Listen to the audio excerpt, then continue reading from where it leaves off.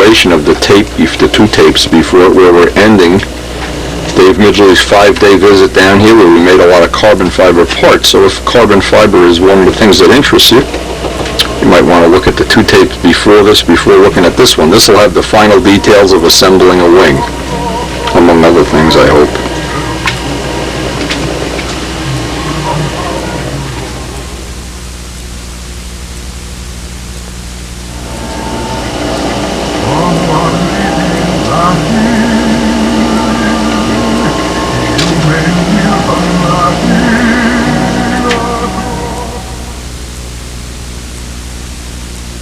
Left Dave on the last tape, we had just used some acetone to free his nose from the table. He had inadvertently glued his nose to the table, at which point Chicky came over and poured some acetone on his nose and got him all squared away. But we were in the middle of installing the gear blocks in the shells that we made in the past 4 days. This is the 5th day of Dave's visit.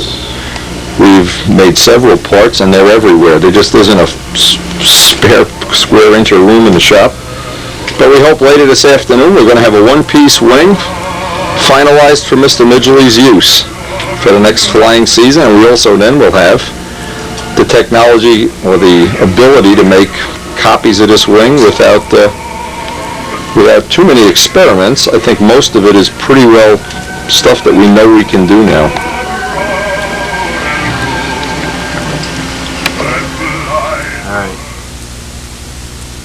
And I'm just going to tack that right there. Now, you can put a piece of tape on it. And just put a piece of tape on it. But I got to get this thing the right height. Actually, I can squish that right down in there because that piece is going to come out. It's going to come out. It's going to come out. That's. Oh yeah, you're right. That piece. Squish it right through the Nomex. Right. Yeah, I didn't think about that. You're right. Now what that's going to do is set, when we put the top shell on and line up the bell crank bolt, that's going to give us our 2 imprints where we're going to put our upper gear blocks. Be a little bit smaller than that, because I think I made this one. This piece was to go there. And did that work? Yeah, it We'll make them a little longer to begin with, and then if you see the thing is off 1/4 of an inch, take 1/4 of an inch off the I rod. gotta just. Yeah, but I want to keep this one, so that next time you make one, you can put that one in. And exactly. And we'll mark it. I need another one.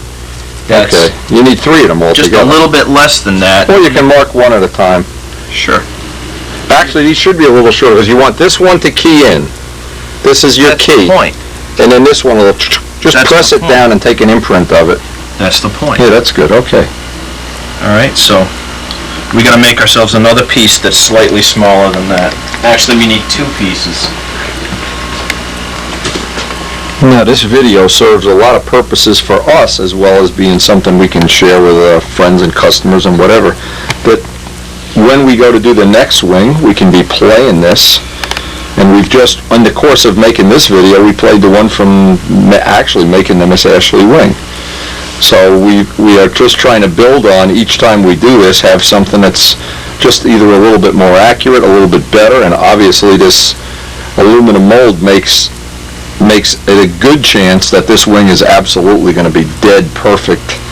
And if it isn't, we're just going to fire Midgley. I mean, it's just exactly, Chicky's going to fire him. I laid the top piece on. It fits. Yeah, no, it fits, we know. We kind of jury-rigged that discussion, it fits. 3 wires are now in place, and Dave discovered a great way to mark which one is the middle one. I said, put a piece of blue tape on. He said, well, it's the longest one. And if we want it to be even cuter, we could put little pieces of brass tubing on top of this so that they would just, when the wing came down, they would slide down and leave a little imprint up there. But we're not that cute, that's for sure. You're not. All right, let's see you do it, boy. Talk is cheap. When you talk the talk, you got to walk the walk. You want to put some ink on the top of those? Found out the ink marker didn't leave much of an impression, so we're going to put a drop of black Brodak dope once Dave gets done with this. It'll probably just leave in. If you put a point on it, it'll leave a little impression. Just make sure your center wire is lined up. And you know what? It isn't. You're not even close on the center wire. Well, I know that. I got to go to the left. Okay. Yeah, I got to go that way. Right. You need to index it off of that. How's that? That looks good.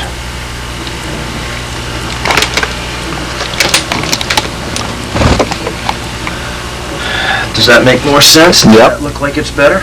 That looks better. Definitely looks better. Just pick an impression up.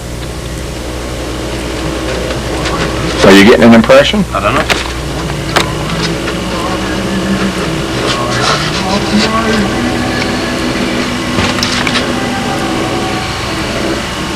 Nope.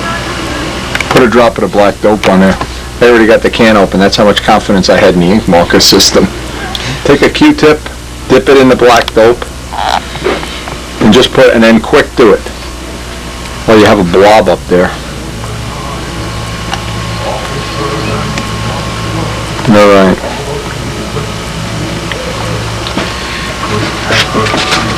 Come on. You gotta be involved in this here. Actual impressions of where the blocks are gonna go. 2. And you can't be off enough now that it would matter.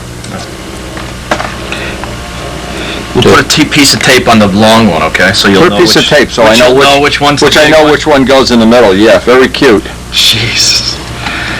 All right, put those wires into our accoutrements bag. Working with the handicap here. Yes. Okay, so now Dave's going to make up just a couple of something to over-engineer this, a little triangle of balsa, because all this is doing is rotating. There's no force going up and down. It's a rotational force.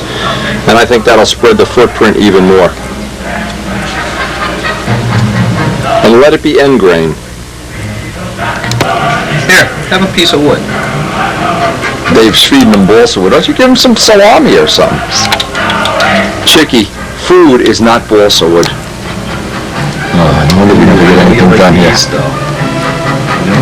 Dave's sanding in the upper blocks. There you go. The next step is we're going to flip the wing. This is called flip-a-dooley. Now we got to put the bell crank in next. We got to put the hole for the push rod in this piece. That might be nice to do. Yep, that'll work. That might be nice to do. I was hoping you'd want to have a push rod in this piece. I hoping we wouldn't forget something like that. Yeah. That's embarrassing when you forget to put the push rod hole in. We've been working this for a long time. We're starting to get giggly. All right. All right, and it hurts when you put the push rod in the wrong side of them. The landing gear on the top of the wing or something. You got this? Strip in the mold. We just dremeled out the hole for the push rod. You're gonna put Teflon in the mold. Let's clear the table off so we don't have So we don't have a... Let's make it look like I work here instead of you. That would be working for me. I seem to remember me working on this side. Your side's more dirty than my side. I don't think so. Chief did what we call a dry run just to see how the fit was when it lined up, and I would guess that this is about as close as you can imagine. It's incredible. We figured out that the landing gear, all the parts in epoxy weigh just under an ounce. So whatever weight we come to, if it was a cardinal, say we had fuse gear, wouldn't be a big deal. What is this little edge now? Let's just go through. We're going to paint the edge. Let's do a dry thing. Paint the edge with 5-minute epoxy. Tape it down. You don't want to put it under too much pressure either. No. Just let it sit Why there. don't we just let it just sit? Right there. And that's like, so what? That's why we have It would aero. have been cool. That's why we have aero epoxy light for things like that. But what you look in the wingtip right now and see. Now I can't see it from here. What we need to do, look in from your end and see that the bell crank is in the middle. That it's not tilted. It's gotta be. In other words, is it tilted forward or back? No, it's straight up and down. It's straight. Move the bell crank through its whole rotation. We did. Okay, make sure it's not. You've got. It looks from here. You got a half an inch to go. You got plenty, so it's not even a problem. Okay? You know what's really cool? He's got this taped in place. Now, here's something really cool that we never even thought of. Once we get the glue on, I can look down here and I see light coming in from the joint. As soon as you... Oh, yeah. Tape it down. The light disappears. Tape it in. Okay. The light disappears. And that's why having that little 16th piece of wood in the front and back is so important. And then the only thing left, once this, we'll go to lunch, we'll come back. You don't want to glue the bell crank in yet, because when we pull this out, I want to be able to just move it up and get it right exactly in the middle. Right. We know this hole is going to have to be bigger, but we don't care till we hook the horn up. We know we can get roughly an ounce off of getting this shine off, because this is all resin. All these little dots you see are extra resin. And if I remember right, on Ashley's wing, that was about an ounce you can sand off with 80 grit paper. And that would bring us into the range of the lightest wings I've ever made. That would just make it just won't be any better than that. And Dave's got a real nice little technique he's going to use on a tip. We'll put that on a video. But we want to get this glued up. Let's get it glued up, baby. All right. So I got to mix my epoxy. This is the moment of truth, baby. The moment of truth. I love it. I just don't want to run out of epoxy halfway through this and have to mix another batch. Here, you got that. Mix it up and go. You're on the clock. Okay. Let's see how long this takes.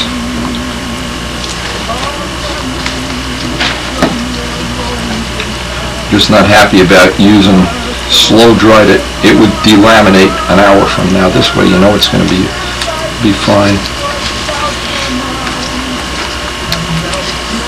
And actually anything that oozes out now because of the Teflon is not going to be a problem at all.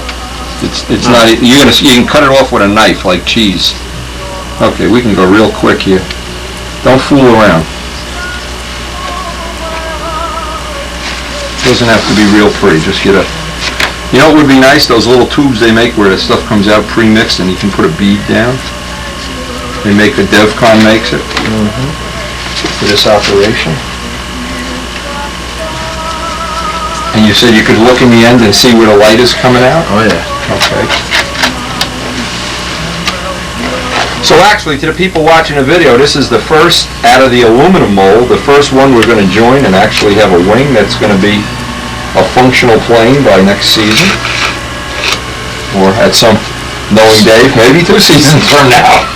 Maybe 3 seasons. Maybe 3. You never know, but we're not in a rush. It's not a race. I suspect it'll be next year. We just found some cool information out about electrics that Noel Drindak is going to be sending me. There was a big thing in one of the magazines about these new batteries that they come out with. And Sergio's already looking at buying some of them at a discount.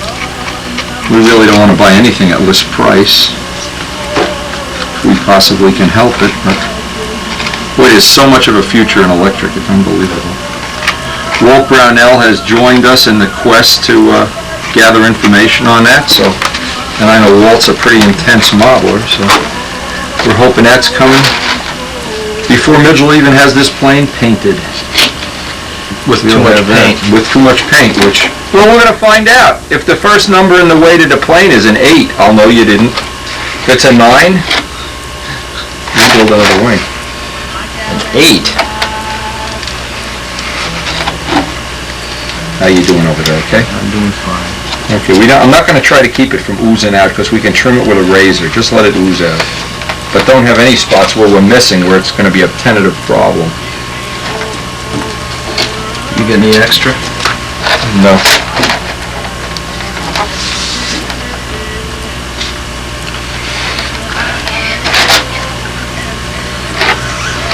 For plenty of time. You're not even halfway through the cheese time yet. Cheese time being when the epoxy starts to literally turn to cheese. And in small amounts like this, you'll have even more provolone. All right, provolone, how you doing? Coming down to the last. Okay, get ready. You're on the clock, so to speak. Just scrape up. That program about the Wright brothers, man, I just keep thinking about that over. I can't get that out of my mind. That is so cool that they replicated that plane.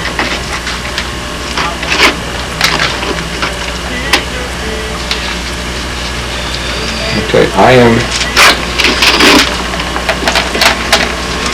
okay, let's get joining, baby.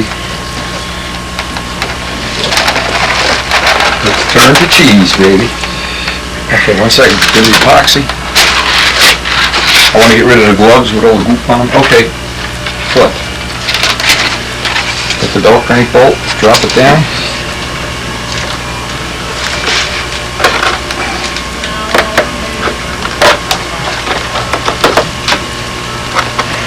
Okay. Okay, get out on that end. index the tip. No, we index the center. We not index the tip. center? Okay. I see that. It's Okay. right there. The epoxy couldn't be better. You're right at the point where it's getting fly papery. Okay.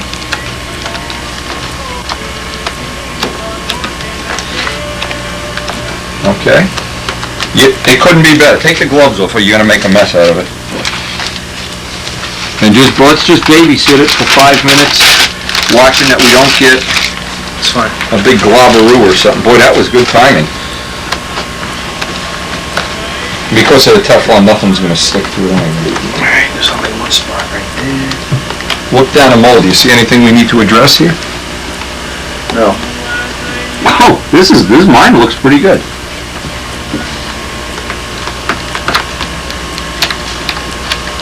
I think the answer is just give it a 5-minute babysitting.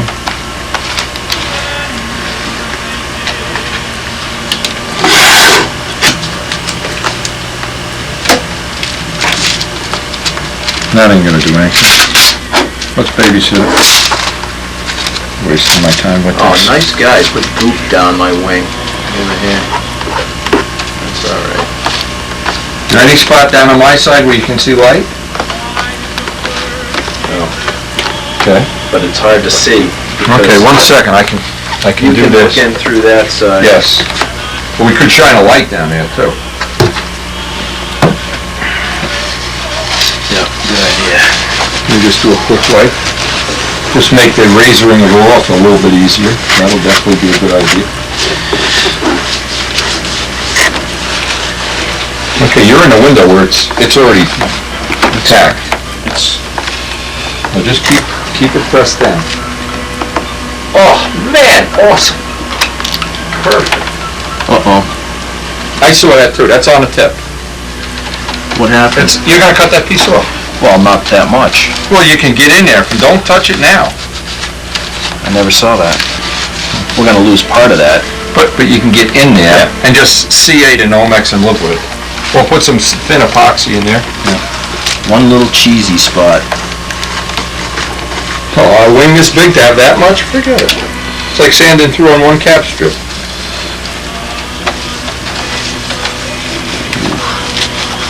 Why didn't we catch that? Why didn't that go down? Watch, I want to get all the fingerprints off.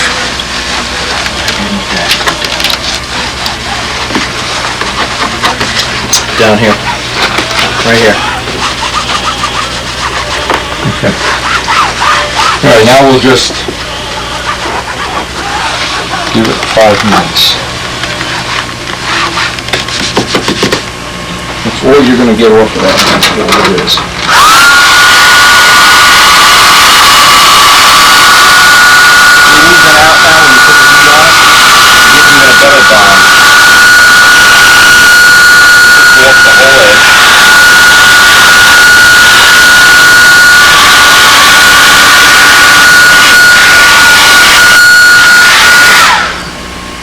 Need a longer piece of wire.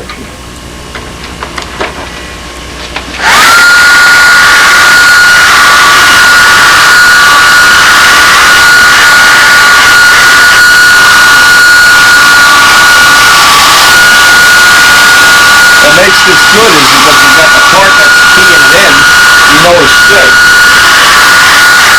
You know what I'm saying? You got that edge to work with. Now that'll always be that for your hinges, for your wing tips, for everything. That'll be your center line.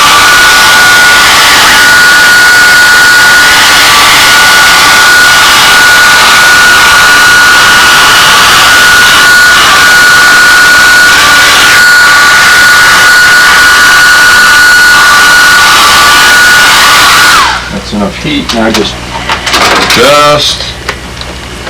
babysit that edge. It's already stuck. It's done. But what we're gonna do, let's give it another 5 minutes. We'll go to lunch and when we get back, this will be ready to pull out of the mold. What's going on here? Alright, you moved it forward. Huh? Okay, move it back. I don't think I can. No. The worst can happen is if it's wrong, we'll run a razor blade in and move it. See that the front isn't off a little bit. What'd you... go to lunch, come back, and hope that this is cured out.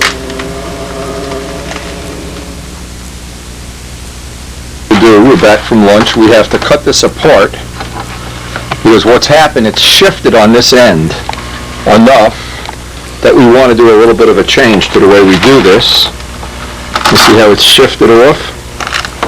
And what I want to do is we're going to try to run either a razor or a knife. We're going to have to figure out what we're going to run down there to take care of that. And we want to put little blocks along this, the edge of the mold, or a piece of aluminum, so that when these pieces go down, see what happened, the top piece slid forward. That was the problem. So we need to re-engineer that part of it up just a little bit. Slit the trailing edge and slit the leading edge in spots. And there's a dry spot where the Nomex had pulled up here. We pulled it away. Bridged.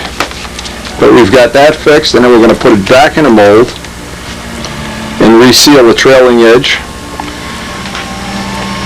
Just one more step in the learning curve.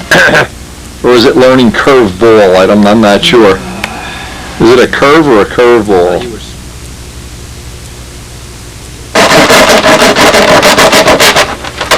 Okay, Dave laid out, with the wing and the jig, laid out where the tips should be. We're going to go with a little bit of extra material here because he can always trim it down when he designs his soon-to-be swoopy tips. A Zona saw would cut that, a parting wheel would cut it nice. The only thing is you only get about 3 cuts with a Zona saw, and then you basically can throw it. I get 2. You get 2, and then the teeth are missing on a saw. The carbon really eats it up. All right, now we want to block sand those nice and flat with that big block, with Les's block. Give that a couple kisses and get on what we're going to do for the tips here. Well, I'll call them temporary tips. We're going to make a reinforcement here that just on a temporary basis so he can transport the wing back. Yeah, all we got to do is just... Now, when you sand the leading and trailing edges with a block, you're going to ultimately see wood coming through. Soon as you see wood, drop CA on it. CA. But keep going, wood, CA, and then when you're all done, put CA around the whole thing, so you have a coat of CA. Then when you tissue it, put the tissue around twice. Do you know what I'm saying? Yeah. Go around the top, bottom to the top, top to the bottom, and then put a strip down the middle. So you'll have 3 layers of tissue. You'll have plenty to work into then. And if there's any low spots, just put a little, Aeropoxy light in there. All right, you've got to figure out what your template. Now, do you want to use a rib template? What I want to do... I have the tip template. Is that going to be easier for you? You want to work right? I'd say work right off of this. No, I want to cut these the right length because I want to put a piece on. I don't want to have to go home and set this on something while I've got this mold. Okay. While I've got this mold and I'm here. Okay, so measure your span. You're at 64 now. I want to be 66 and I want 3-inch tips. I want 3-inch tips. So you got to cut. So I need to be 60 inches. So you want 30-inch panels. Correct. Okay, so measure off. That's what I want to do. Measure off. See, now you have the choice of what. Right.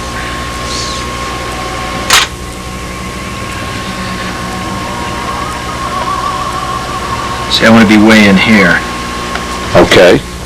And I'd rather do that now. Yes, while you have the mold. While I got the mold and everything's hard and I can lay it in there and cut, I'd rather do that now. Okay, so with 3-inch tips, whether they're cardinals or Miss Ass or whatever. Guess what? What? I just had a cool idea. What? Take and scribe a line, just like I did here. Scribe a line parallel. Okay. And at 30, 31, 32, scribe a line. You're going to get a thin and it line picks it up in the mold. And it's going to pick it up in the mold. Just put a scribe line. That's you just great. Put a scribe line right in the mold. Yeah, you take an ice pick and run it through there. Yeah, that'd be cool. Then you'd have your tip for any tip you want, and the one you're not going to use, sand out. You sand off. Yeah. You know what? With Teflon, it's not going to pick it up, so forget it. See, I'm a little smarter than you are, but not by much. And sometimes you're smarter, but not very often. But all the time. But if we combine our talents, we can be Mo, Larry, and Curly without Curly. That's what I love about working with Midgley. He's so humble. So humble, Curly. Oh, God. Heard from many video subscribers is it never looks like we're having fun on the videos. It's so depressing. Spending time in Wendy's shop. So depressed. Even Chickie's depressed today. All right. Let's get the tips on this puppy. 30 inch. Jeez. I'll let you Now, when you're all done, these should be equal. Did you make this? Yes. Okay. Yeah, everything. They're even here, here. That's when I go okay. square, they're square, and they're exactly the same. And you on got the other same side. here? Perfect. They're And it's exactly 60 inches between. I don't know. Well, we'll measure it. I don't know. See if it's 30 to the middle on both sides. You got the scribe lines in there. I mean, we're rocket scientists here. Yeah, it's 30. That's good. It's 30 and a 16th. No, believe me, it'll fly. Trust me. If you're not happy, I'll gladly I'll sell it to Woody. I'll gladly take this off your hands for a paltry. I'll trade you Chicky. Oop, Chicky's up there. He didn't think that was funny. He said, "My wings are not equal either." I said, "Don't worry about it. One wing is a little bigger than the other." I might take Chicky. No, Chicky, you're not going anywhere, Chicky. Chicky, you'd love. Chicky, come here. Chicky, you would love New Hampshire. Boy, he's ignoring us today. Like I said, he likes me better than you. Chicky, He must have to go to the bathroom. He just flew on my shoulders. All right, drop it in, puppy. You were gonna love. The dots, let it stick out a 16th. No matter what, you're going to have to block sand it anyway, so what's the big deal? Now, the bell crank still isn't glued in, but I like to make sure that we're not distorting something. Oh, you're okay. We could still move the bell crank around. Sure. Okay. That bell crank keys in your whole wing. That's nice that it does that too.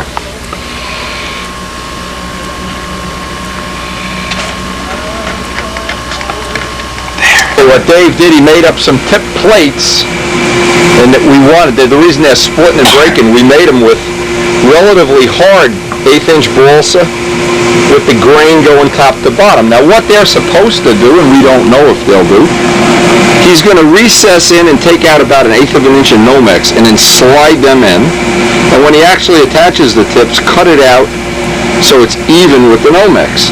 So that what he'll have is a dovetail joint where the wood wingtips are going to join the carbon. It'll be instead of a butt joint where you just join into the carbon, it'll be a little dovetail joint like a little furniture joint. That'll really be nice. Now once you get these, then make sure they're exactly the same and they're interchangeable. Then if you make a mold for the tips too, which I assume you might want to do, you make molded tips, they'll fit on either tip.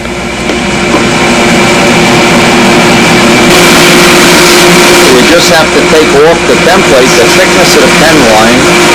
The carbon is about a couple of thousandths only, so the thickness of the pen line a little bit more. You want to get a nice tight fit. And this will be just a little upgrade. You get nice tight tip joints, whether you make balsa joints, balsa tips, or you have the choice of making a mold for the tips.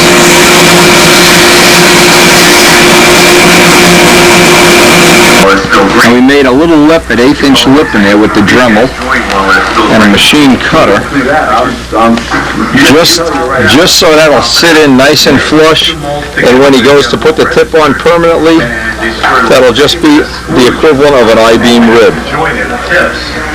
And we used a little, this is the cutter, I tried several cutters.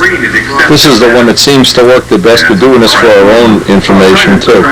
This is the cutter that seems to work the best. That works okay? Yeah, that works. Okay, see if it fits in there. Those are in and you CA them in. I would take the tape off before you CA them. Oh yeah. So, because if CA gets under the tape, that completes the box and locks the wing in position. And maybe what you want to do is, take the tape off ahead of time. Just touch them, block sand them so you have a smooth edge there. That'll lock it in even for the trip home. Now usually epoxy, will get harder and harder for about a week. That's at least what I've heard from several people. So this wing is still kind of green, so we don't want to put it. You sure the one thing you don't want to do, Dave, is put this in the sun for a week. You know what I mean? Where the sun can get one side of it hotter than the other. Gotcha. In a week from now, this will be hardened up. You can sand it out.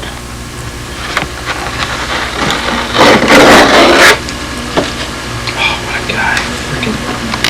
5 days ago, we left on what I thought was going to be a great adventure, trying to learn some more about modeling and different ways that they may or may not be making models in the future. I think we all learned something and we all had a great time, and now all it's left to do is load the car. for Midgley's 5-hour ride home. It really was a van. It was really great seeing Jeff. If you don't ever think of it, believe me, Jeff was a lot of fun to have as part. I keep his picture in the shop always. He was really a lot of fun. I'm glad to see he's having such good success with gliders. He came in 10th at the Nats in one of the F3, whatever categories they were. And I just think he's just having a good life out there. It's a beautiful part of the country. I hope you didn't mind sharing that little trip. This is really more about people, I think, than about even carbon fiber. We'll come back and work on the molds again. In the meantime, we have to have Midgley load his car and unload the garage and get back to having a cellar, a garage, and a shop. This has been a great adventure. And I just love having adventures that I don't know where I'm going, because then I know they're real adventures.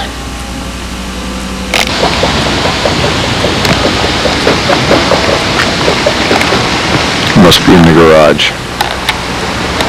Do we have enough Nomex to make one more set of wings, you think? Or did you keep track of it even? All right, look, here's what you got. You've got this. Okay. Now, you've also got, these are the short guys, which I'm going to take for tails. Okay. Now, over here, you've got two pieces. These are already blocked They're out? cut. They're blocked out. They're whatever we had left over. Okay. So those are more. Now your template. You got the template in here? No, the Is it done? template. It's right over here. Leave it right with the Nomex. I believe.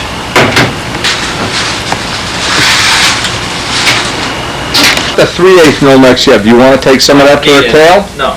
You just want to leave it here? Leave it in position. Coolest stuff. God, yeah. Believe me. Handy little truck, huh? No problem getting a plane in here, does it fit? I can fit 2 planes in here. That's Beautiful. what I've been carrying my planes in for Oh, years. I didn't know. Oh, the fuselage mold. You forgot to take the fuselage molds. So we're forgetting. Come up. I'll go get it. Yeah, I'll go get the More stuff. molds to come up. I'll get the rest of the stuff in the cellar. We get a bunch of stuff in the cellar, actually. Wrap their wing up in a blanket. You can see how crowded the truck gets. You need quite a bit of stuff to make carbon wings, that's for sure. But it really is fun. It's almost like being Pretend Wright Brothers. Pretend Burt Rutan, or, well, I don't know, maybe Pretend Windy, we're not sure. Okay, Amoeba. See you somewhere down the road, Carbon Boy. Oh, God. 5 hours. Here we go. My garage back. It's such a good feeling. A garage. Anyway, we really did have a good time. I guess we had a better time than these poor guys painting the neighbor's house. They're working like mules out here, but here it is. They're going to put the purple shutters up tomorrow.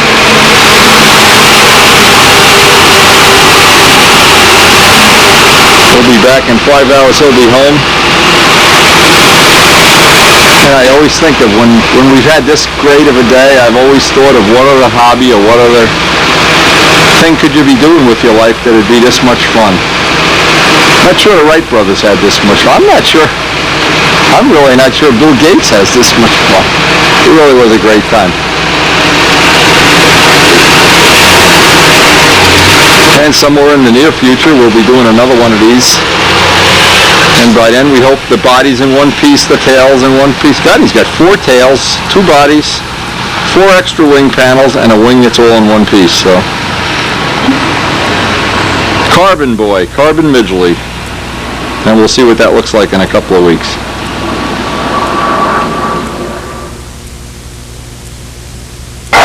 Now, with Midgley's visit over, I need a nap. And I need to just relax and run the trains for a few minutes. What a great visit, what a great time we had, and I hope we have some usable parts. We certainly learned a lot. And we're going to see where this all goes. Quite an adventure.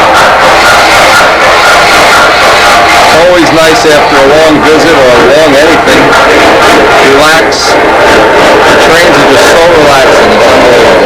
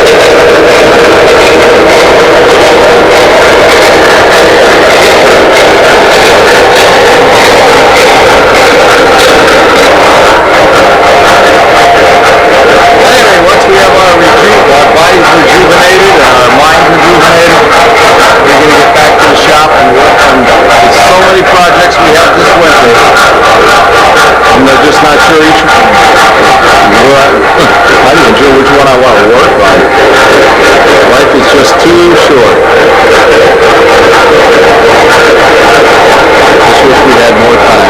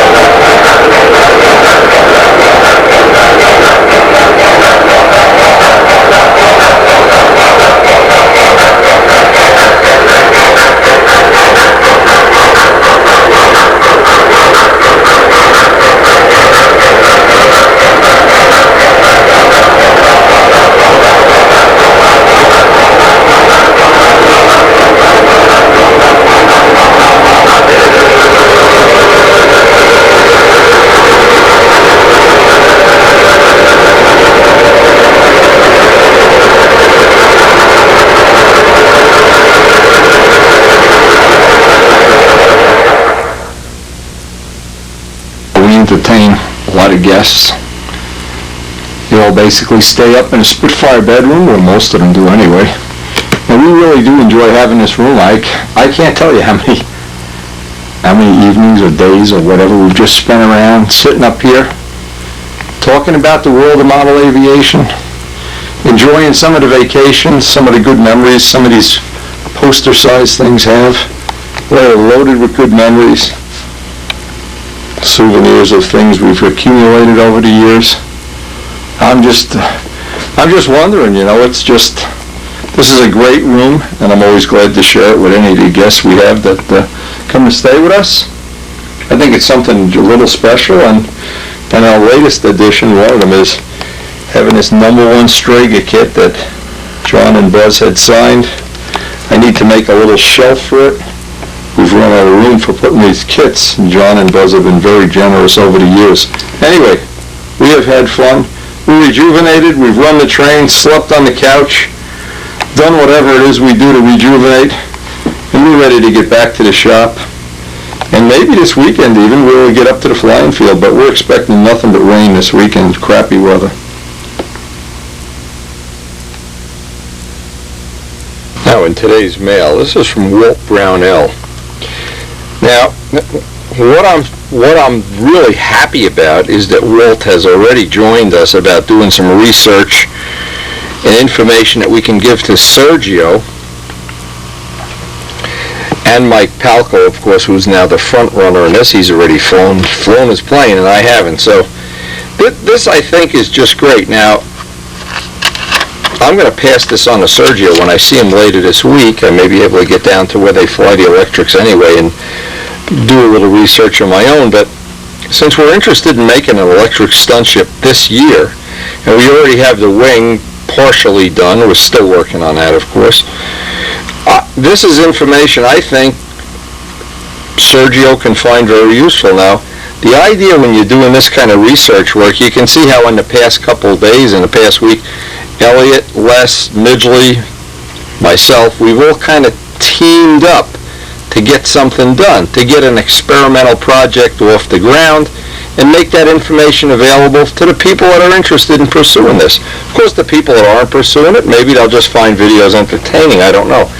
Now, I would think Walt is a great guy for this, for a couple of reasons. Is number one, he's a super builder, super finisher, and he flies scale and stunt, so he's got a lot of input. And it could be that they're already flying electric scale planes, that I don't know. We're looking forward to hearing some more from Walt in the future, but see, I had no idea this is how you figure it out.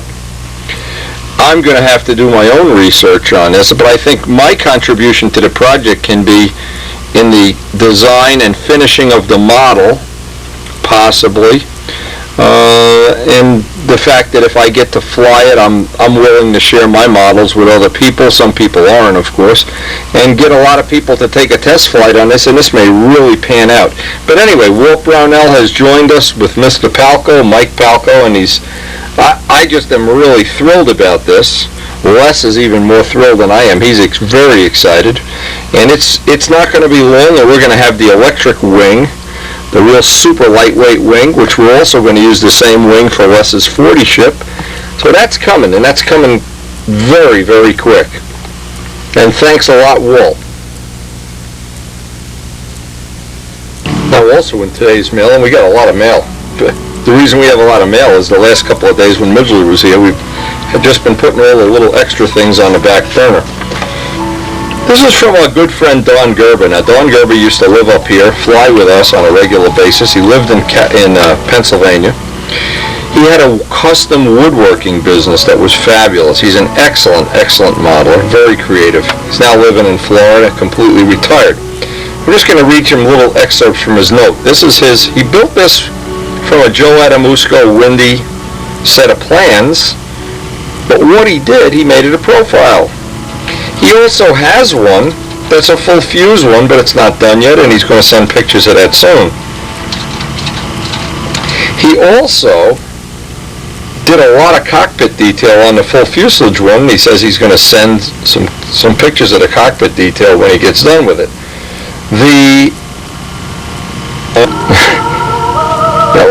This is we just had a dead battery. I hope I didn't lose the end of that commentary.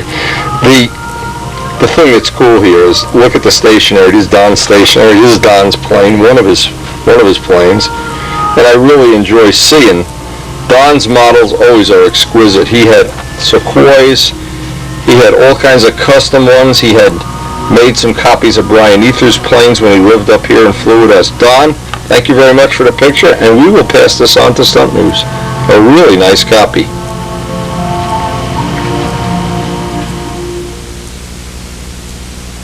And here's some pictures from our good friend Bruce Hunt, our fellow videographer. He calls this the P40, and I'm reading from his little notes. And by the way, Bruce, Chicky would love to see a nice picture of Gracie for his cage. Bruce has a bird too, of course. He also has a pond. I mean, how cool is this? He sent me some of these pictures. These are really nice. It looks like what he's done is taken a Cardinal and put a similar paint job on it to the Impact that he has, which I know flies really well. He's told me that several times in the little conversation we have via the video. And I hope he's making more videos. We've got a nice little small collection of them, and I know he has a nice small collection of my videos too. Again, there's just been so many of these Brodak Cardinals sold and flown, and it seems like most people really do get a lot of enjoyment out of them. Very unusual paint job, very nice. Very unique. Now, Bruce obviously has some artistic talent here. Maybe Brodak should give out an award for the nicest paint job on a Brodak Cardinal. I don't know. It'd be hard to pick. There's a lot of nice ones even at Brodak's. And our friend again from Bruce Hunt. And Bruce, these pictures, I'm assuming you have hard copy pictures of these to send into Stunt News, because these are on computer paper, and generally Tom doesn't want to print these. He wants a print from shiny copies or from a disc file. So I guess you'll forward those to Tom if you want to see, and I hope you'll send a couple of them into Stunt News. Excellent, a really creative paint job. Another nice Brodak Cardinal. There's just an endless supply of them, and I think there's going to continue to be an endless supply of them. And we always like hearing from our friend Ken Clapson, and he has talked about being artistic, and some of the paint jobs he's come up with for the Air Force of planes that he has. Anyway, I hope I'm not screwing these up, because what Ken did inadvertently is he sent me a bunch of pictures with captions, but not relating which caption goes to which picture from the note. Anyway, I'll try to figure this out. This is my youngest daughter. Finally got her lightning streak finished, and I'm guessing that's the lightning streak. With my eyes, you can never tell. Took her 2 years to build it. She did everything herself. Check out the Pro Stunt trim devices. Hot lips on the inside panel, and dolphins on the outboard wingtip tip weight. She's got one of them monster big MiGs in the nose. Not sure. Oh, I see it right there. Ken says it flies pretty good. Was a hoot to watch her fly the first couple of times. It's like a man hornet on 40-foot lines. Well, Ken, I'll tell you something. We haven't seen any pictures of the Pond Racer lately, but why don't you let her fly the Pond Racer? Let's move up in the world here. And when you make these captions, the thing you gotta do, Ken, is tell me which caption is number 1 and which caption is number 2. Ken's future son-in-law with his rebuilt Banshee. Now, Ken probably, I'm just going to assume this, Ken being a fun guy, he probably told his future son-in-law, listen, if you don't fly model planes, you're not marrying into my family, and that's all there is to it. So I don't know if that's going to work, Ken, but it looks like you got him to fly anyway.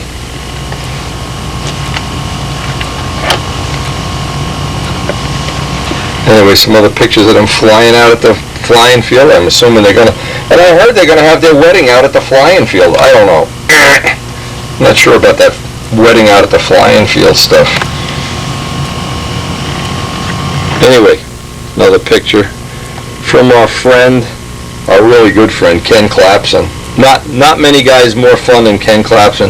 And we'll see how many of these Tom wants to use in stunt news, but Ken, I got to tell you, it looks like you got a great flying field there. No dead fish out on the flying field, huh?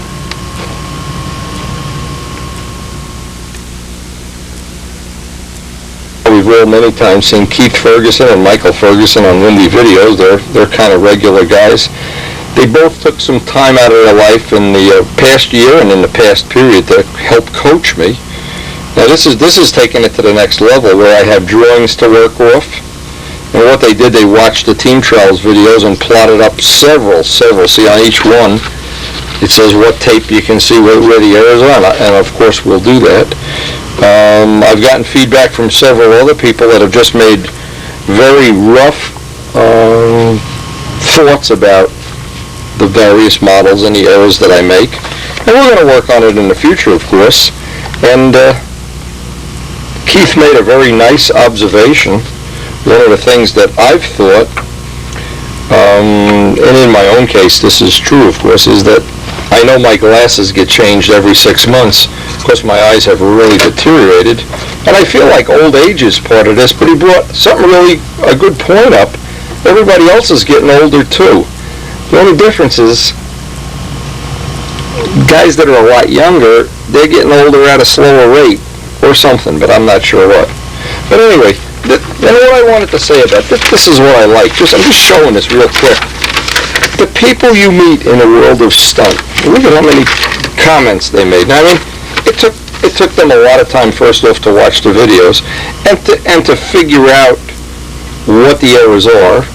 And both Michael and Keith, I mean, I really owe them something. I'm not sure what I owe them, pizza or lunch or something. But we may see them at the contest next week, or I think there's a contest tomorrow too. I'm not even sure. I got to go look at the calendar. We've been so busy with these carbon wings. But what the point I wanted to make is, when you have friends like this in the world of model aviation, friends that, well, you can pick who you want because there's so many. The thing it does, it just makes the enjoyment of the thing we do so much better than if we lived alone and didn't share anything.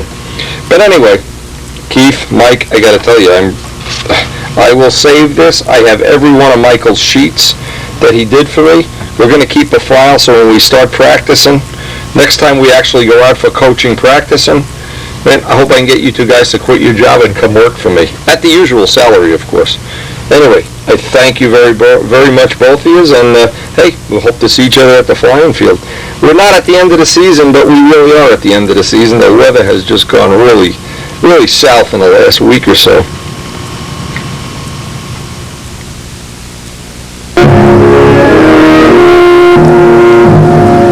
Check this out.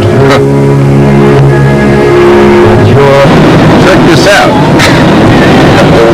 Old car club here. Very cool. This time of year it's just beautiful. The weather looks nice. The tree-lined streets are getting ready to start dropping their leaves, and we're at the end of the flying season.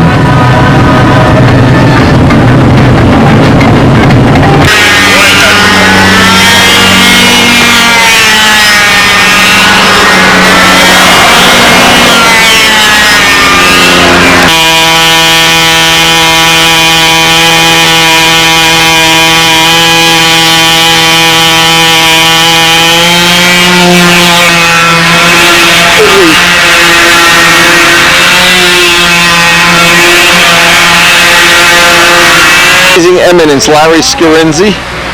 He's going to be sharing with us some of the true delights of model aviation here. You want to see the good-looking guys first? Yeah, where am I? Wow. John Dorn. You used to, yeah, of course. Larry, this used to, let's do the before and after. Old, young. Old, young, no, young, old. You're getting good at this, Wendy. Yeah, I am good at it. I thought that was a nice shot. Yeah. Nobody ever called her. She's married to a cop out in Long Island or something? Yep. Why don't you guys give her a call? You're one of these, you got a lot of good accoutrements going. She's been discovered. Really? Why don't you make me some copies of these? We'll put them in Stunt News. The first thing, guess who this picture is? You get a free trip to Larry's house. Yeah. Well, I don't know where to start with this. I'll start with this picture. Leroy Ducharme, circa 1918. Well, at least 65 or 60 or something. Me and Leroy. Oh, yeah. 50 Chevy, 56 Ford Fairlane. The Ducharme overhang. The Ducharme hangover. Hangover. You got it. Yeah. And a great invention. That's the Gay Devil, Gay Devil from Yeah. Lieutenant, Super Square Looper. And these I'm sending to Leroy because remembrance. That's Leroy, my daughter, his wife, my wife, both expecting. I don't know if you can see it in the picture. Yeah. Both devout Catholics at the time. Yes. And this is my daughter and his two daughters. She's now about 45. And that's Leroy, the chef. Chef Leroy. It looks like the Tavio there. Look at how skinny we were back then. How skinny we were? Wait, let me suck it in. Suck it in. Here he is now. All muscle. This Yeah, me too. This fat is all muscle. But I thought that was pretty good. Yeah, that's cool. Neat stuff. Is Rudy coming next week? Yes, we will. Tom Capodono is new over here with the flushing field, and I'm here to help him with beginners. Really week one. This is Carlos Serra getting ready for his flight. This is really the first week of a 2-week contest. The Pampa classes are next week. This is really classic and old time. And we only have about an hour or so to spend, but of course we're doing some sheetrock work over in a kid's house, and spackle's drying up. We should be able to prime today. Should be nice. Anyway, it looks like it's going to stay a beautiful day.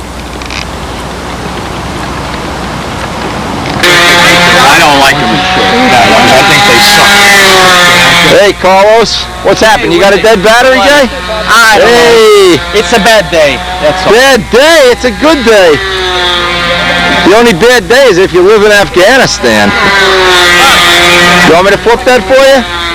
That's okay. This is the first time I've ever seen this fly. Yeah, this. An FP in there? Got a max FP? Not exactly. It looks like your spinner might be loose too. That's the problem. had seen this when it was in raw wood at Carlos's house, but never all in one piece.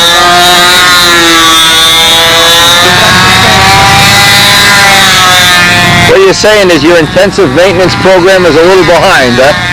No, this is... I know the feeling. This airplane has been a problem from the beginning, and it's never been His line's here. it's like a cleanup. So who's got the ARF with the 4-stroke? That's Neil. Neil's got a 430 in there or a 40? What's in there? I don't know. It's got a 4-stroke and an ARF. You still feeding your fish? Yeah. I did not bring your camera with me because Good. Hey, how does a 4-stroke fly in the ARF, okay? You're going to see the next flight. Next flight? Okay. Really, I love the way the motor runs. The only thing it's not broken in yet, and at the beginning of the flight, it sounds like 1970.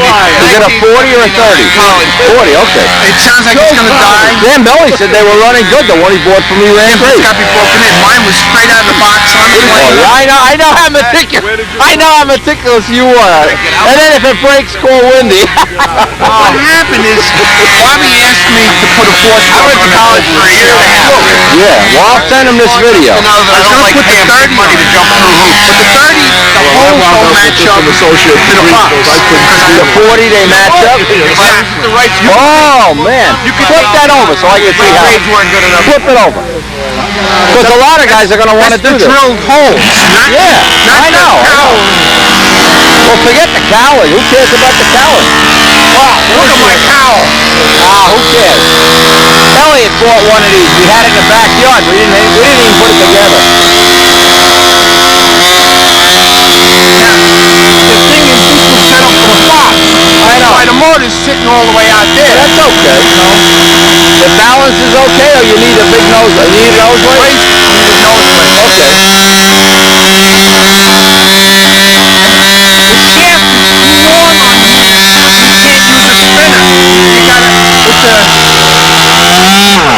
You can't use the Vortex spinner on here because the shaft is too long. And it rubs on the back of the cowl? No, they can't tighten the nut. Oh, okay. Because it's got to be like a old foam spinner Right, where it's flat. with the thread running. On the second one. Okay. With style tank. And how many ounces of fuel does it use? It's 4.5 ounces. I just took a half ounce out. Okay. And you're using good fuel in this? You're not... Yeah, Tollmaster 522. Okay, good. That's what Zambelli recommends. Yeah, absolutely. And It's a lot of money, I know that. That is the first ARF we've seen fly with a 4-stroke. And I know Bob Zambelli wants to see this video. you know, the film sponsors owe me 10. Okay. They want no stuff. What are you talking about, 10? He said that. Says who? Who's the CD? Fire him. It's funny, the wind is even strong and I couldn't get it back. Can you bend over? Can I bend over? Can you bend over, Bob. I'll pass out on your airplane. Don't worry about it. Don't worry about it. He's got You guys will pull insurance. me off if that happens. He's nice and skinny too, Neil. Nice and skinny. We'll wind up with bed in an airplane. Airplane in a bed. Oh yeah, I like the battery cover. Yeah, that's very. We're starting a new trend in the East. We got to be famous for something. Yeah, for being fat. Okay. These 4-strokes never start. I hate them. They're so hard to start. He never broke your seat. I know. Just to make the, we don't know where this is going. He's got an unbroken in motor, but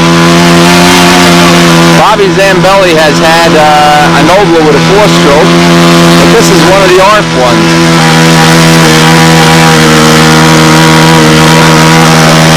Now Neil, of course, is one of the heroes of 9/11, so we always like to see how his progress in the world of stunt is coming along. Received a special award out at Brodax the year after 9/11 actually happened. Let's see how the I can't thing... believe how this runs out of the box. Yeah, I'm in... Bobby, I'll sell you one. Sounds rich.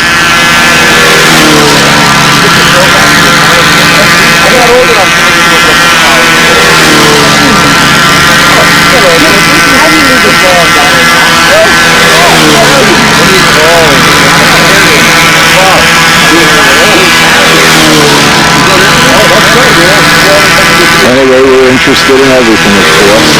Electric planes, 4 strokes, typhoons. We gotta get the typhoon rack in the air. I'm dying. Now that we have the concrete field back, I'm dying to do a couple of taxi laps.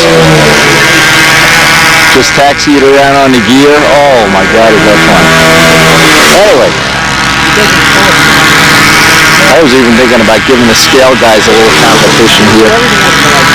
Because the Typhoon will taxi in the grass, the gear is big enough.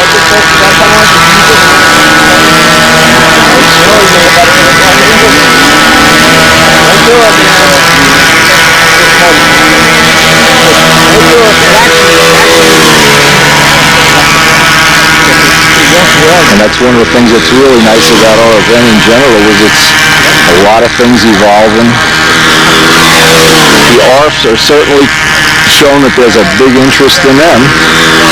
Mikey Palco's electric, he shuts the contest down whenever he flies that electric plane. You may even see that next week. Next week is the Pampa classes, and that is officially the time we usually put our plane away for the season and get the building on a day-by-day basis. Start putting some parts that are A26 together. We're also planning on a day up at Johnny Duncan's to get all our wings cored. Les has been working on wings. Les has got his braking stand almost finished. He made a beautiful braking stand so we could work with motors.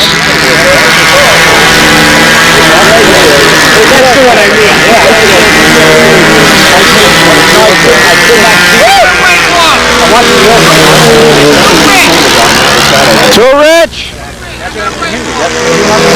Who set that needle, Lampion? Remember when he creamed the... Like Carlos Serra's all set to go, baby.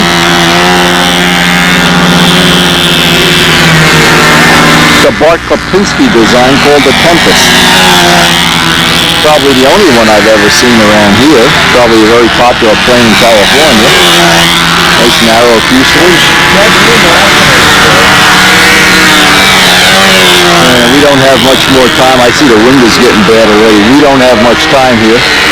Although we did enjoy seeing the custom cars down at the, when we passed the body shop.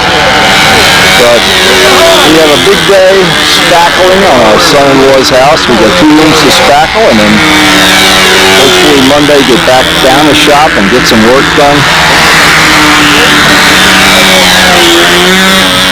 We really had, this looks too rich too.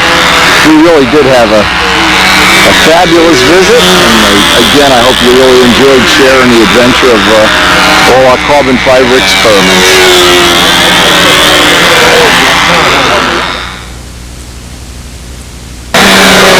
Now, is this the one that's been fixed?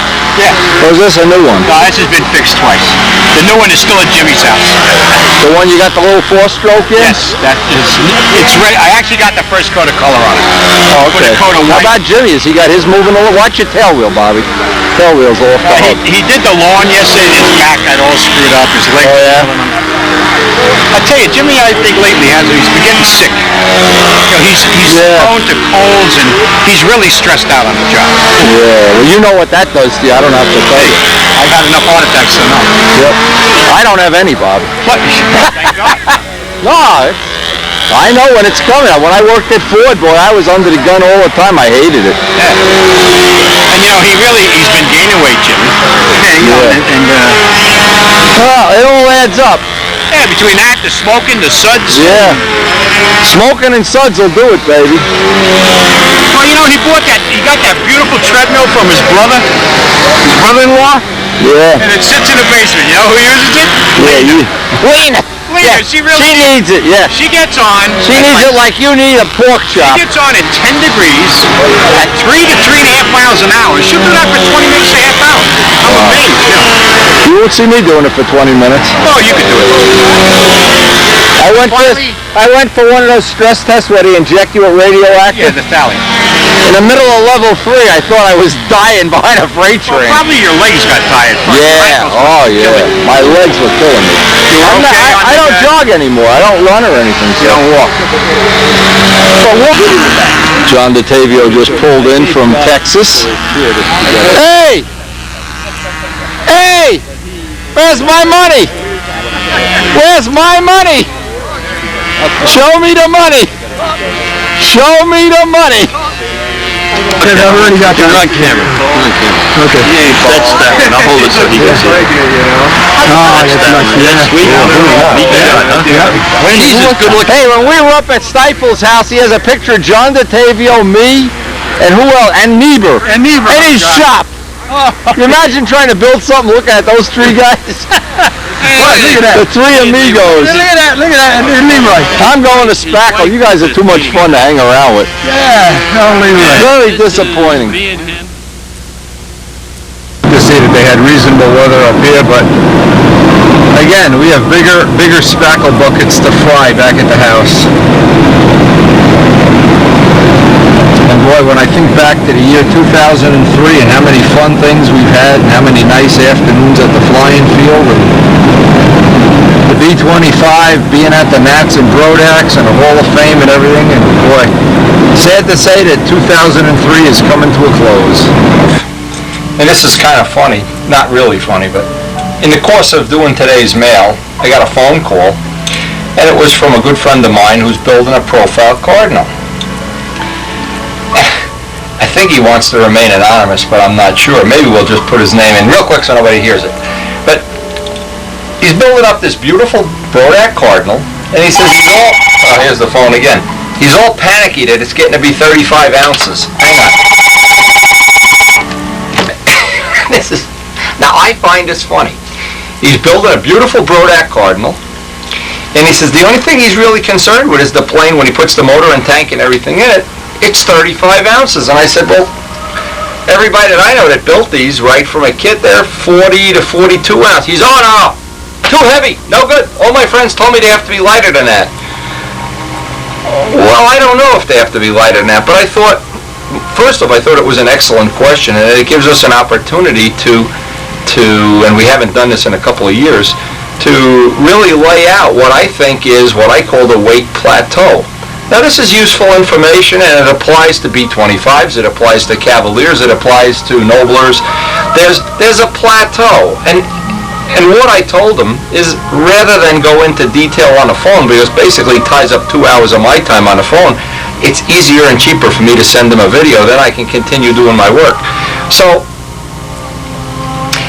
but follow through with me on this. It's a very short discussion. Follow through with me, because of all the things in the world of control line stunt that I think is misrepresented and misunderstood, it's the idea that the planes have to be feather light, and that heavy planes, like Bob Barron's, the one that won the Nats, or like several others, Al Raby's for instance, that these planes just, because they're heavy, they're just uncompetitive, and that's the end of it.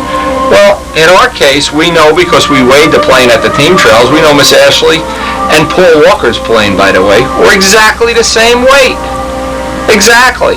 Well, it seems like, and maybe I'm wrong, it seems like Paul's plane flew pretty good, and it seems like Miss Ashley flew pretty good, and it seemed like a lot of the planes that were lighter didn't make it into the finals. So, again, there's a lot of opinions to this. There's a lot of different ways of looking at it, but I want to very quickly put my thoughts down, because this is, at this point in time too, because we're laying out other models, I don't want to get to the point where I want to make the A26 as light as possible, but I don't want it to come out 42 ounces on the first flight the wing falls either, or that the motors vibrate and fall out of the plane, or that the lead-outs break, or that any number of things that can be a problem. There's ways we can lighten up the plane, and we're going to be putting a lot of them on the video. The biggest one is the carbon fiber fuselage instead of the wood. We know that, well, we hope it's going to be lighter. We're going to find out. If we get a heavy one, we'll give it to Mike Costello for his. We know the wing cores we have are lighter than the B-25s were by a little bit. We know the tail is coming out, and we haven't built the elevators yet. And the point is we want to shave away at that weight, but we don't want to take and just leave out the bell crank bolt or put a piece of dental floss in for lead outs as a way of making it lighter. So let me go through this real quick. This I think is information that will withstand the test of time, and it's something that I've done this for over 40 years now. It's something I've found in my experience to be true.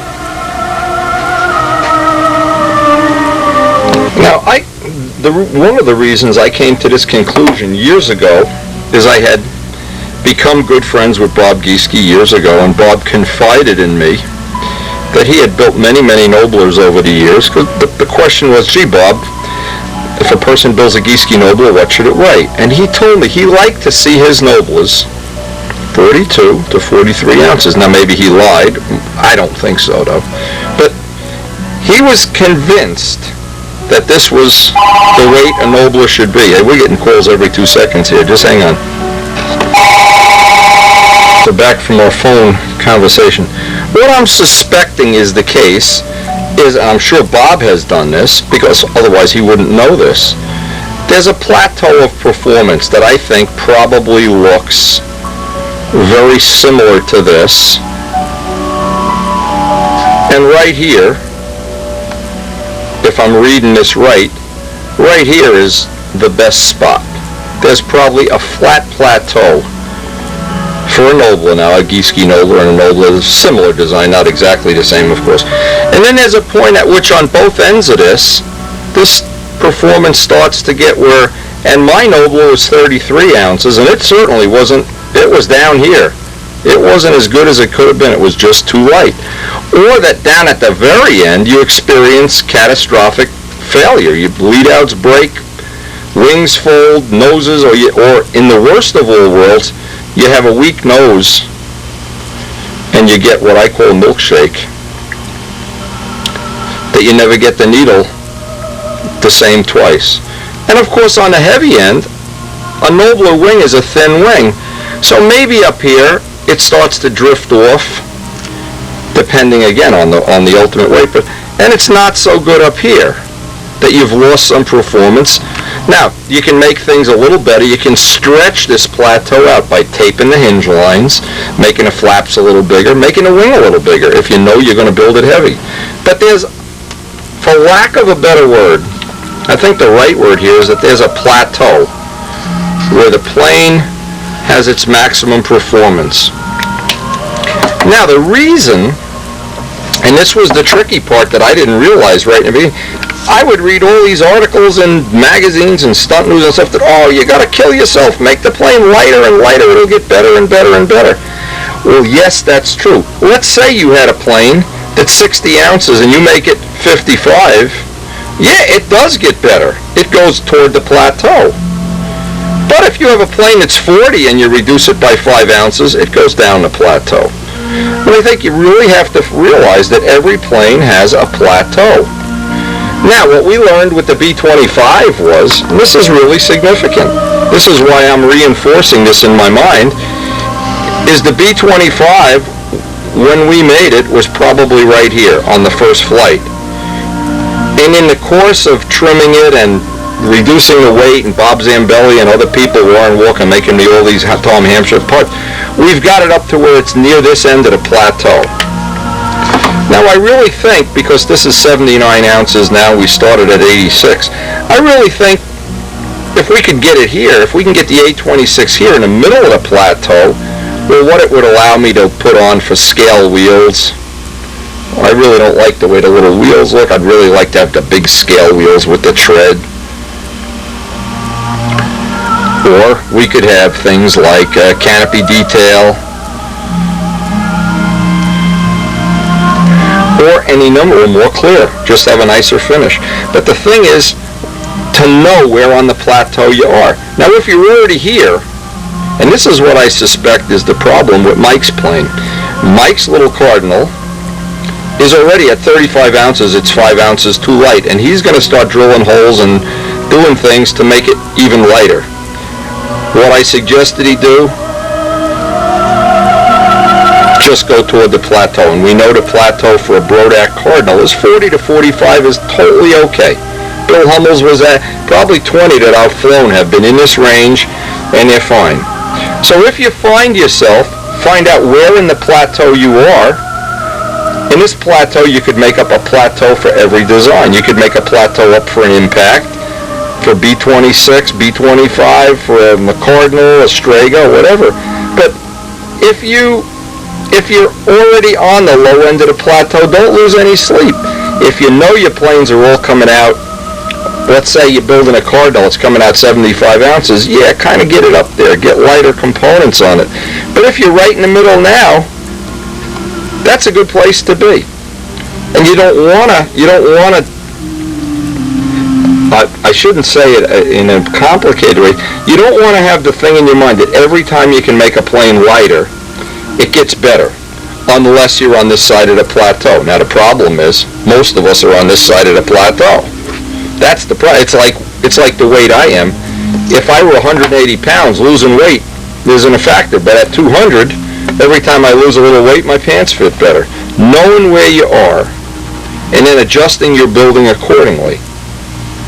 But even if you come out with this, and you come out with a plane that's a little bit too heavy, or that's on this side of the plateau, there's plenty of things you can do to lighten it up, and we've already done a lot of them on the B25.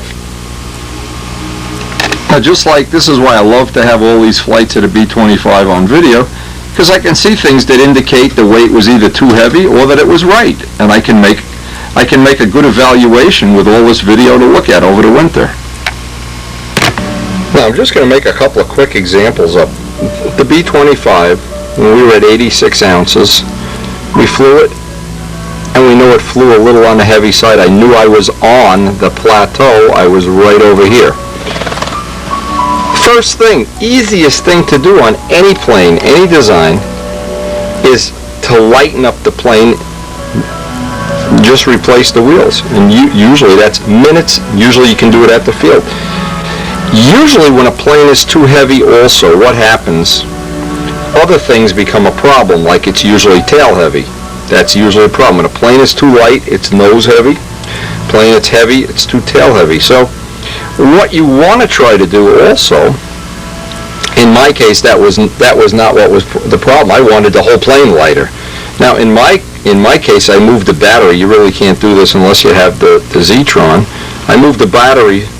It was in the fuselage, and I put it in the outer tip and replaced an ounce of tip weight with the battery. So that in essence lightened the whole plane up an ounce. This lightened it up over an ounce. On the Rojets, I have several ultralight parts that Tom Hampshire machined up, including the crankshaft nubs, the thrust washers. All those are much lighter than the standard parts. But you wouldn't want to have these parts if you had a plane that you need to put nose weight in. Also, other things that you can do, they're just random things you can do here.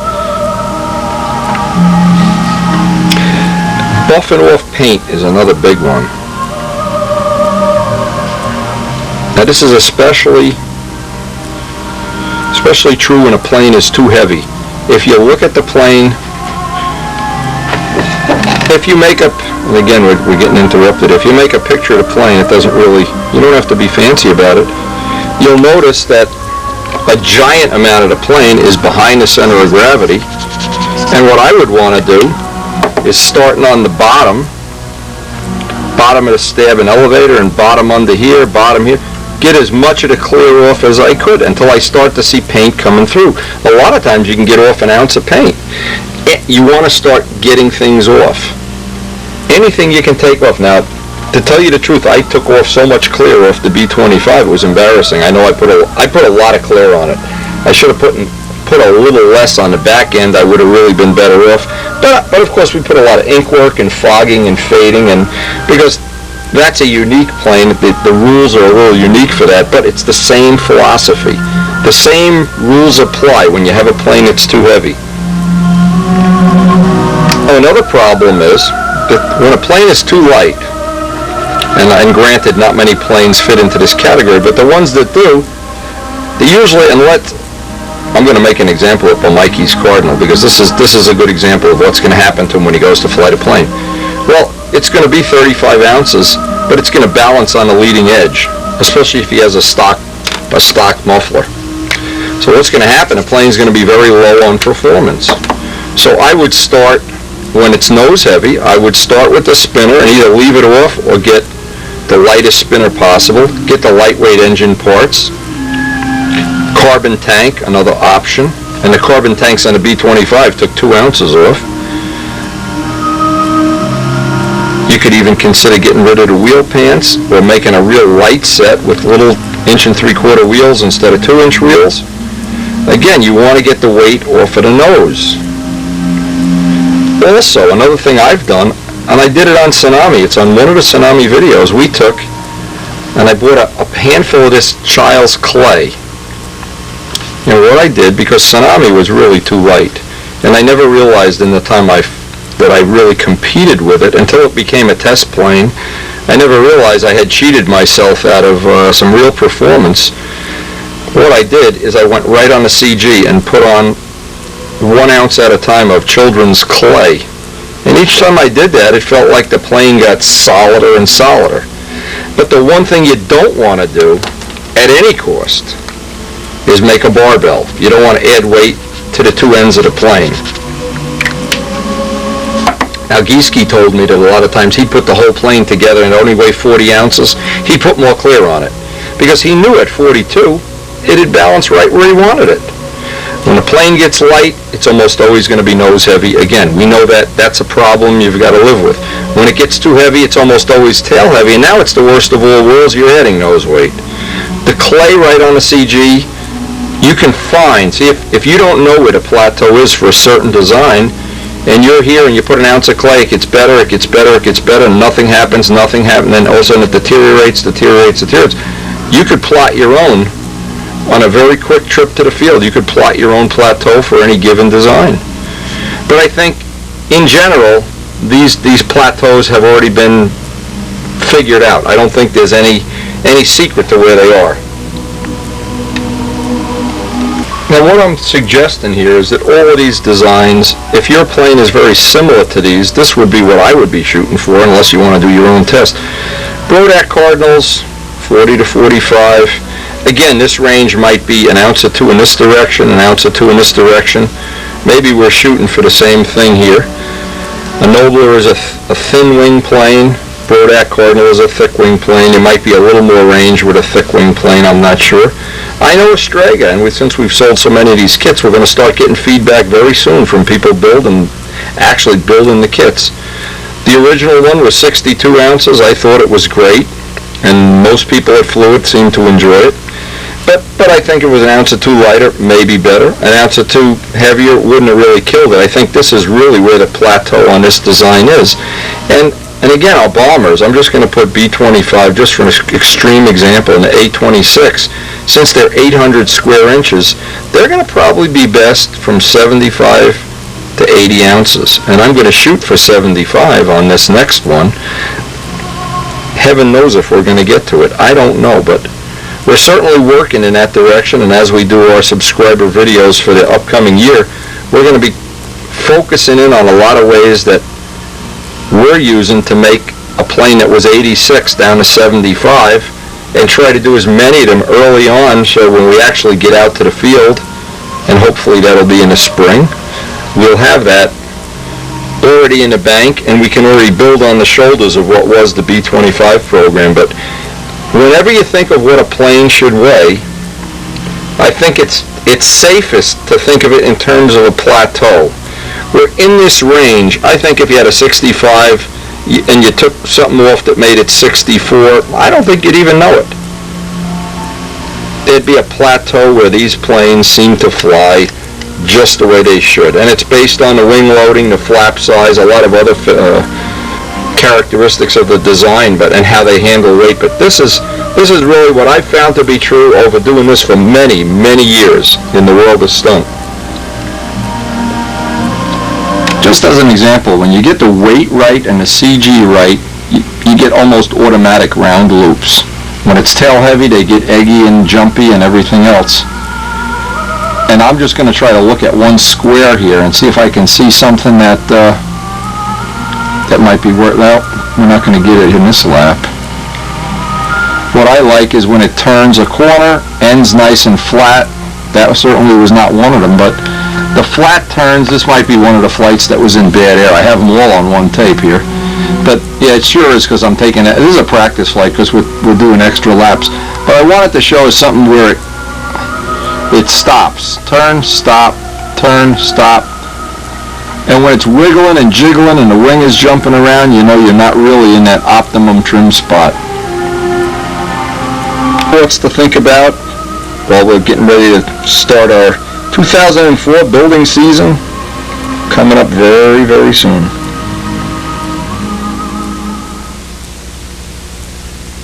Just for reference point, just for a little point of reference, this is a flight that I think represents what I like in the trim of a plane, that flat corner where it stops, turns, stops.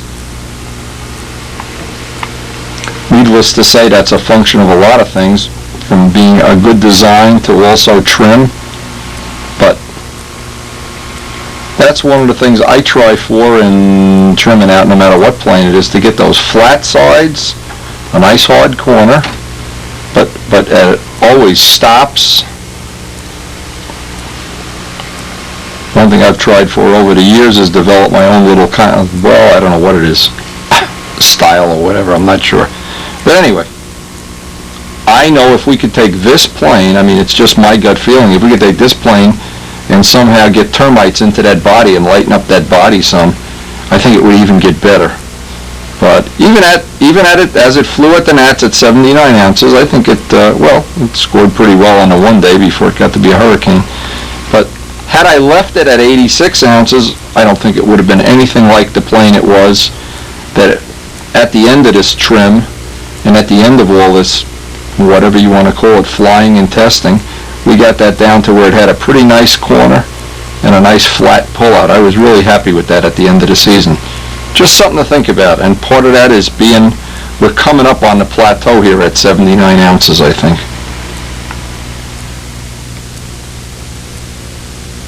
But the answer would have been, had I been able to get it down to 77, I could have put the scale wheels on it maybe, or done some other little things. But in the meantime, even just getting it this far was a significant change from when it was a new plane. And that's what you can do with, well, basically any plane, is vary that, get up on a plateau, find a spot where it suits your needs the best, and then make a little mental note of it. Make a note that that's where you want it to be the next time you build a plane. In this case, we know we're on the downside of the plateau. Well, if this plane were 60 ounces, it probably wouldn't fly that well either, but what would be a problem, like all overpowered planes, it would be racing and speeding up and everything. So it's always a compromise, but I really feel like you could get it up on a plateau and then decide where in a plateau you want to be so it suits your flying style. Something to think about, something I learned, and it took me many years to learn it. And I hope from this video you can pick up some of that, what I call useful information. Anyway, back to the shop.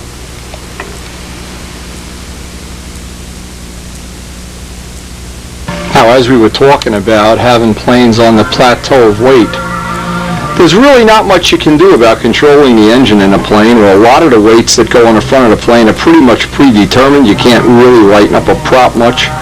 A spinner you can, of course. You can use carbon backplates, carbon tanks, but that stuff tends to get real exotic and real labor intensive. But there's one thing you can do on any plane, and that's when you build a tail, make it as light as possible. I don't think there's any other part of the whole plane that'll contribute to make the plane be a good flying plane with less effort than getting the tail to come out light. Remember, on a B-25 project, we put an incredible amount of time into keeping the back end, basically all the stuff that's red on this plane. The rudders are built up. Everything back there is made out of the lightest possible wood and the minimum amount of paint. And then the dope was all buffed off right down to the ink lines after we flew the plane. So making that back end of the plane real light is probably the single most important thing. I want to put some tips up on the video. Some of the things you can do that'll just make your life a lot easier. And you can use these on any model, anytime. They work all the time.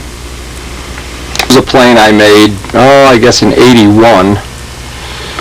I flew it at the 82 Nats. It was the only plane that I could remember of that whole era that didn't qualify or do well at the Nats. I was really disappointed. And I really forced it. What I really should have done is abandon it. I had year-old planes, but I had just finished buffing this out, and I wanted to get it to fly at the Nats. But one of the things that was wrong with this plane from the get-go, it had a real heavy tail.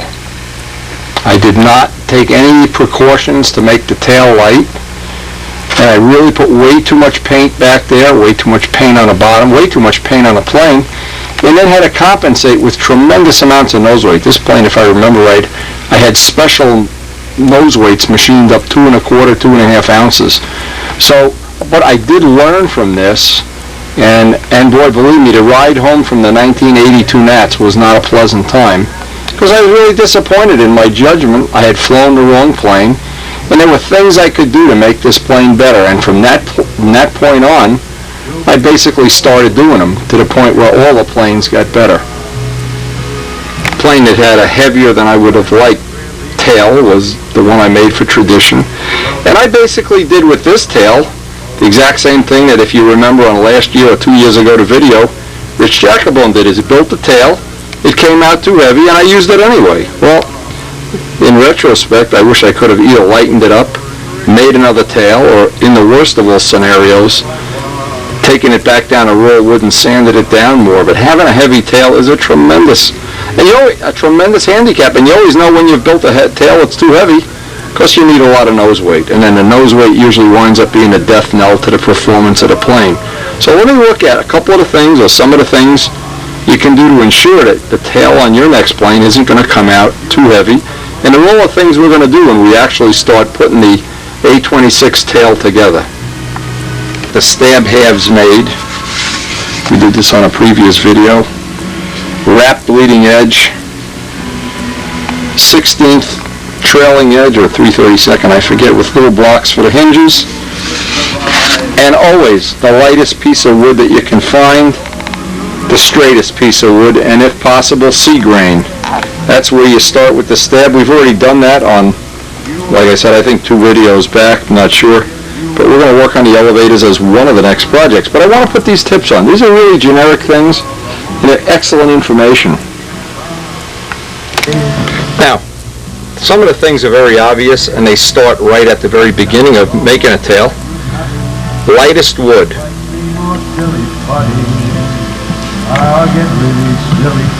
If possible, sea grain, of course. The lightest possible pieces, the lighter the wood, the further back in the plane. So this would be the lightest, second lightest pieces of wood, if you have them all weighed up already. Another tip you can use, if you're using a foam tail, and let's just make, because some people are going to be making foam tails, you can always minimize the trailing edge. In other words, a lot of designs call for, on a trailing edge, what they call for is something like this, that winds up being a big chunk of wood. You can use as a substitute, and something similar to what we've done is maybe 1/8" wood, and put little blocks of wood in as a way to substitute some weight out. You can always, one of the things, and I'm surprised more people don't do it, they think, oh, that's not going to matter, that's only a gram or 2. Or is it a gram? Is it a gram or a gram? Hollow. You know, any plane we've ever put tips in, as far as I can remember, we hollowed them out. A little bit of weight here, a little bit of weight there, a little bit here, a little bit there, and all of a sudden, you've got a lot. Now, another thing other people have done, I haven't done it lately, if they're going to use foam components, they take a cigar tube or a piece of copper tubing and do something similar to that to bleed out a little bit of weight. That won't be real efficient, but it'll get some out, that's for sure. Now, the big thing's going to come getting the weight out of the trailing edge, and we're going to try an experiment on the leading edge. What we're going to try, typically on the elevators, when we make the elevators, they'll look like this, since we're going to use a pointed leading edge. This would be what they look like. And what we're going to try to do is come up with a way that we can make V-shaped wood. I have an aluminum jig that I'm going to try to use. either later on this video or on the next one, to make what amounts to be V-blocks with a little piece of block extra similar to this, just to lighten it up. And it may seem insignificant, but every little bit of weight I get out of here means I'm going to get weight out of the nose too. And because the A26 has such short nose moment arms, this is really critical on the A26. Now we'll be going to the last little amount of hollow in every part out. If you're using a built-up or flat tail, you can wrap the leading edge. We've done that for many years, instead of carving and hollowing a piece. In the case of the B25, you can use wrapped trailing edges if you want round hinge lines. Now in this we're not going to use round hinge lines, and you can do it either way. It's really more cosmetic than anything. But if I remember right, that worked out to be a pretty light set of elevators and stab. Again, the other thing you can do that's really significant is if you have a horn. Most people put a horn way out here. Well, you can shorten up the horn if possible, some anyway. All this extra length of wire is unnecessary. Another thing, you can use the lightest horn. Now some horns, the ones that we manufacture, basically have two settings on the elevators. Well, you can buy heavier horns that the ones that Tom Morris sells look like boomerangs. And I'm not sure, there's other shapes. There's shapes like the shark has. But the bottom line, no matter what horn you use, weigh it. There's always weight you can get off. And on a normal horn, when I say normal, I mean my own, like I'm really normal, right? You don't want to touch this area. This is the sacred area. This is the area that makes it an 1/8 inch horn. But everything from the bend back, I like to leave the very end 1/8 of an inch. And everything in between here, on the top and bottom, I can turn it into an I-beam. And I can usually get rid of some of the weight that way. You can also use the little 2 pieces of tin or copper or brass or whatever and make them as small as possible and get them as far out on the horn as possible. That's 2 things that'll stabilize things and make it lighter to begin with. Also, another thing is in the design itself. If, say, for instance, you have a foam tail like Rich Jacobone did, and it got too heavy, try a built-up tail. Try a Typhoon-type tail or a Miss Ashley-type tail or whatever. If you're real concerned about having everything as rigid as possible, you could even think about doing something like that. I have done them both ways, not a significant difference, and they seem plenty stiff with just the ribs in, but you could go either way on that. But there's a lot of little things. When you make a tail, and needless to say, the minimum amount of dope, sand as much of the silver off as you can, and don't overdo the paint. And if you combine all of these things, what you'll find out is you'll wind up with hopefully the lightest tail possible. Another thing that Les Demet had an idea, and we haven't done this yet, all the sheeting that we've used is 1/16 for the whole tail. 1/16. And he thought maybe why not just get, 1/16 is 0.63, just get the balsa, and he's got some already. I just don't want to use his balsa wood while he's out giving gun lessons. Possibly we could get away with using 0.50 balsa, just as a way to even minimize, that would take probably 10% of the weight away. Another thing too with any of these systems is start with the best wood, try to sand as much of it off as practical, hollow it as much as possible. If you're going to use an 1/8 inch horn, get some of the what I call a dead weight off. Take advantage of latest design tips, things that might make for a little bit lighter in terms of design.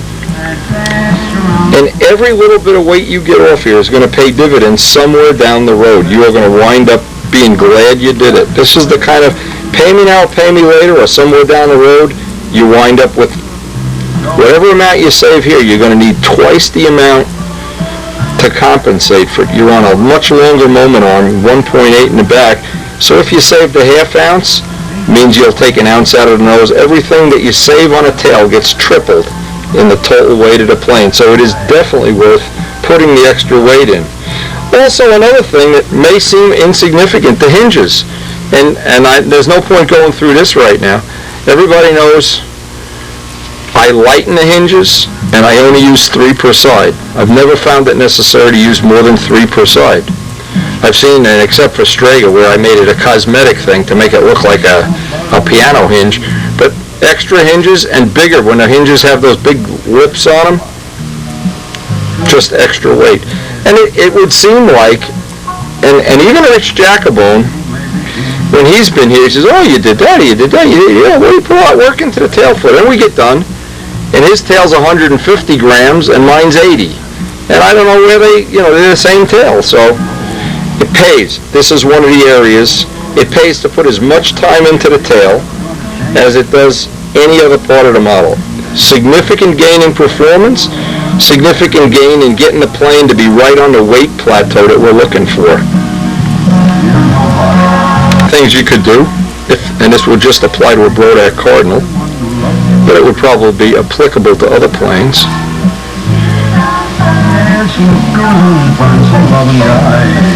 One of the things you could consider doing is taking the core out of this,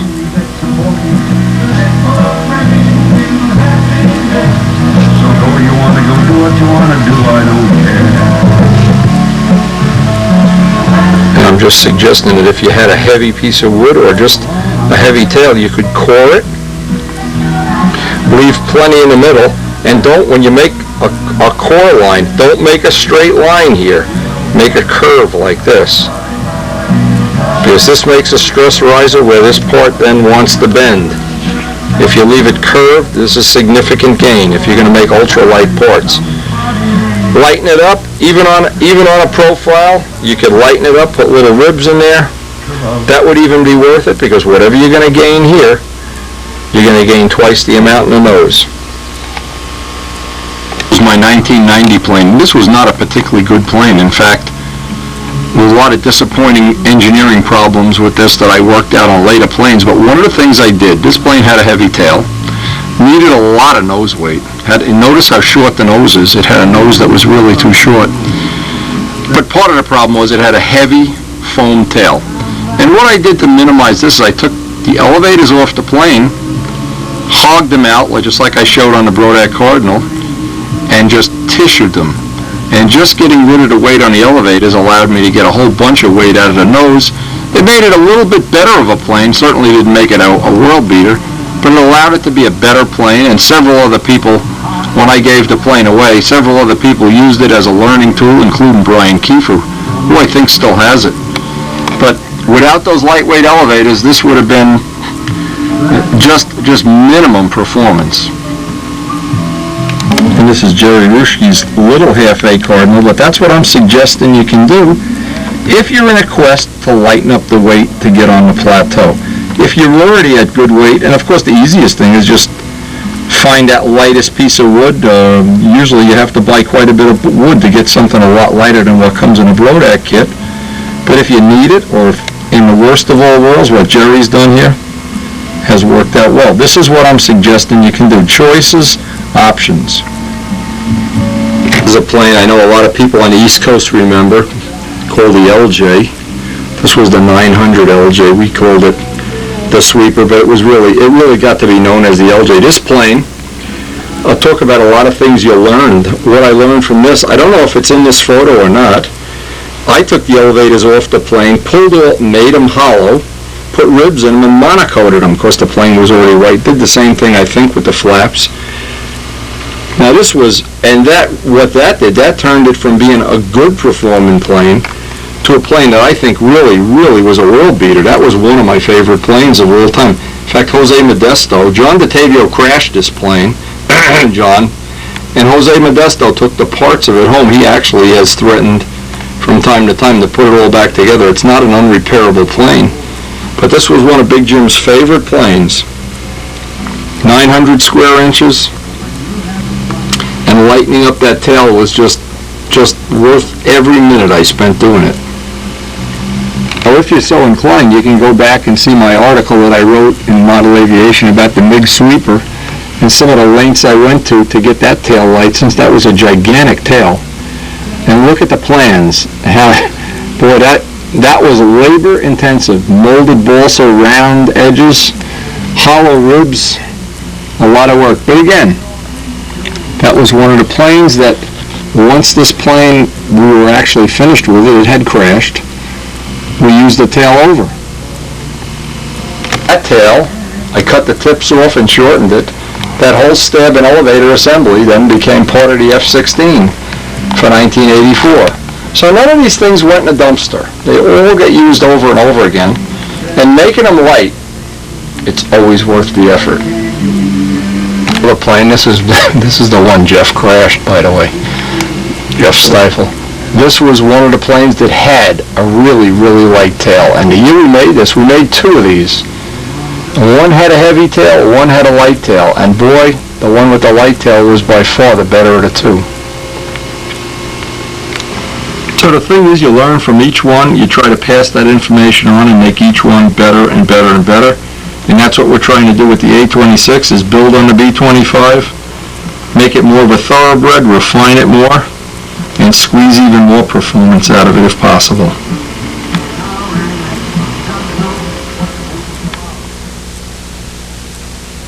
Now, if you look in the background, you can see the smoke from our utility generator is going straight up, which means we'll probably have a great flying day. And Brian and Rich are already down there. And I thought I'd go down there and just hang out for a little bit today. Did a couple of flights. We don't get this time of year, we don't get this kind of a day often. So I got the message on the phone this morning, come on down, it's not heaven. Actually, I called Brian back and he was up flying, and he answered the phone while he was flying. That's pretty crazy. Look at the flags now. Whenever that smoke is rising, we probably have the better part of a day here. So this time of year, you have to grab a day whenever you can. Again, you can look at the field here. When you see that steam going straight up, it means we're going to have a relatively good day, I hope. Now, what was this doing, Brian? It just shuts off. It was running fine. I launch it, the move just cuts right out. And you were on, when you answered the phone, I call you, you answer, look, where's his cell phone? Look, he answers the phone while we're flying. Anyway, we don't know if it's the tank, the plug, but usually you change the filter, the plug. Put it on pressure, just to see if it would, okay. Mask a cover on the tank problem. But it didn't go leaner and leaner and leaner, it just shut right off. Alright, we're going to try to troubleshoot this before we get our own equipment out. We'll see what goes on. Change the plug. In fact, Brian changed the plug before I even got here. That didn't do it. We cleaned the filter. New filter. Could look at the tubing, see if it has any pinholes. Brand new stuff. And in the worst of all worlds, we have a whole nother tank, a spare tank to try just to see if that's it. The way that's shutting off, you really can't tell until you change your tank. Yeah. Always a good idea to have a spare tank or two. It was fine when I flew it last. I put it away, cleaned it up, brought it out today, and it was the first flight. Yeah, but if you have a tank leaking or a solder joint breaking or say it breaks, and that's all there is to it. Or something else. Yeah. Or it could be Jackabone's fault. If Jackabone's around, it's got to be his fault. Got to have somebody to blame. Don't ever think you have to take the blame when things go wrong. Just find somebody to blame. No, this will be useful information. What we did, we diagnosed this, I guess the way you would diagnose any problem where the motor just shuts off. Plug, filter, and made sure all the head bolts and everything are tight. And then we put my spare tank. He has the Miss Ashley spare tank in there now. But rather than put the tank in and just run it, we ran it on the ground once because it was shutting off, and I wouldn't want it to shut off in inverted flight. Also, we don't know if we've solved the problem until 5 or 10 flights go by. So what we'll do is we'll take the tank, and Brian's got the tank out. There it is. Brian's got the tank out of the plane. This is the tank that might have been the culprit, and we'll put that on a test stand later this afternoon and run it. And if the motor shuts off on the test stand, then you just step on this tank or you repair it. What it would probably mean is we have, because they have brass tubes and brass tubes split, Any of the metal tanks, one of the problems that can happen with a metal tank, the brass tubes split. So it's always good to have a spare tank, and not a spare new tank. You fly the tank that's in the plane, get 6 months of flying on it, then fill it with fuel, cap it off, and put it in the van for your spare. It's just like glow plugs.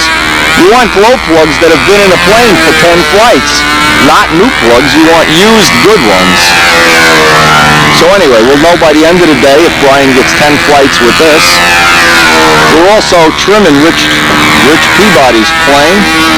He started off the day with 2 ounces. How much nose weight was in there? An ounce? 16. I think that's a half ounce. Okay, and we've got it to where the spinner is off and everything. Now sooner or later it's going to get I've been flying it, too sensitive to fly. When it does, move the lead outs back until it suits your flying style. You can get the plane to rotate by changing the weight and get it to suit your flying style by the lead outs. I think that should be, and then we're going to make some props up for Rich later today or tomorrow back at the shop. We got all the tools to work on props. Somebody asked me, what'd you ever do with that silver tail that weighed 200 grams? You want it? Yeah, I do. You know, I got a customer that wants a pre-made tail. I have it. Maybe I can get $10 for it. Maybe you can sell it for $5. Ah, no, I'll give it to him. I don't want to hear about it. All in silver. What did it weigh? 150 something? I don't remember. Oh, my I cut God. it down. I cut some of it down. Yeah, now it's 149 and a half. Build a new tail. I did. All right, Brian looks like, let's hope. But again, I never have real confidence in these things until I have a whole day of flying. And we'll know more. But at least we used what looks like it's going to stay a good day for some good diagnostics. And helping some of the guys in the club get some of their little problems resolved.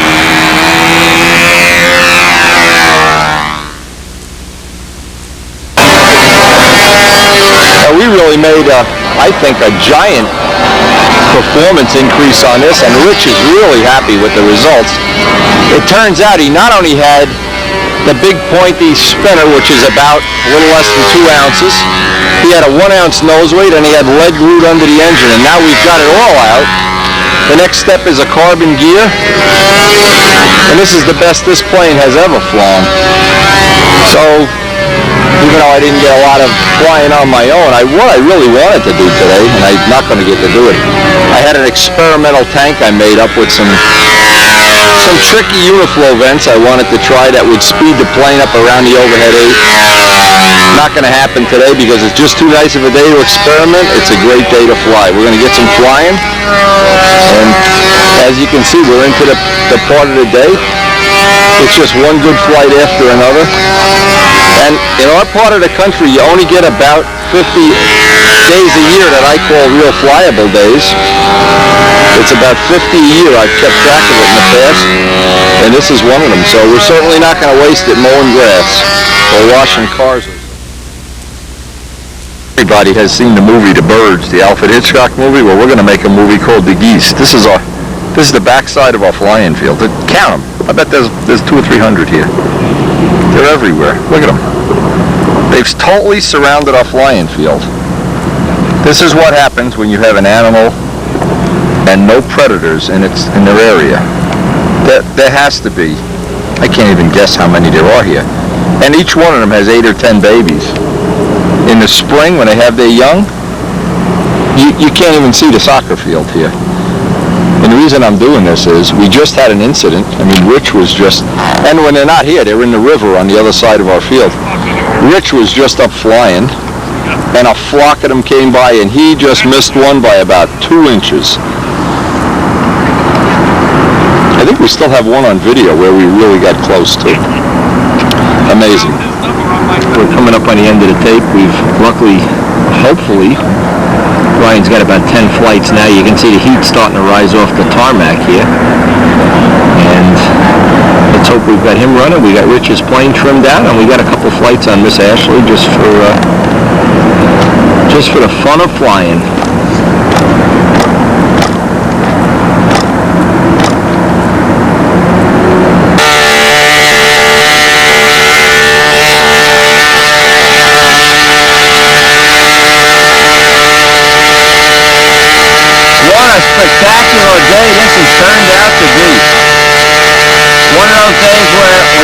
field, you say, boy, it's good to be alive. Anyway, I hope you've enjoyed the tape and some of the information on it has been useful.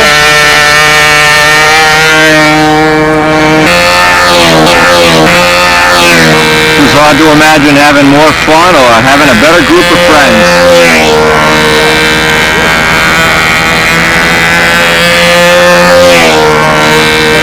And as I've always said, one of the biggest mistakes that I've seen people make is on a day that you can fly, you should always fly. Because by us, there are a very limited amount of days for flying. And when the weather gets nasty, build when it's nasty. Fly when it's nice.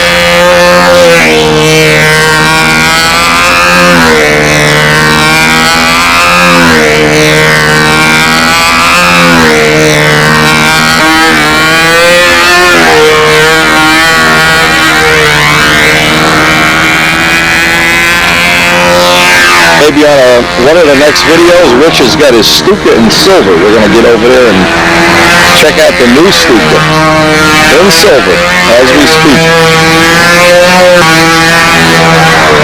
We'll be doing some more trim work. We're going to make some props up next, which need some props with a little less pitch in them. We got that scheduled for maybe next week. The new bottom on this Ashley just worked out perfectly. This couldn't be better. After a couple days of flying, these cow mounts have held up well so far, but I guess we'll see as time goes by.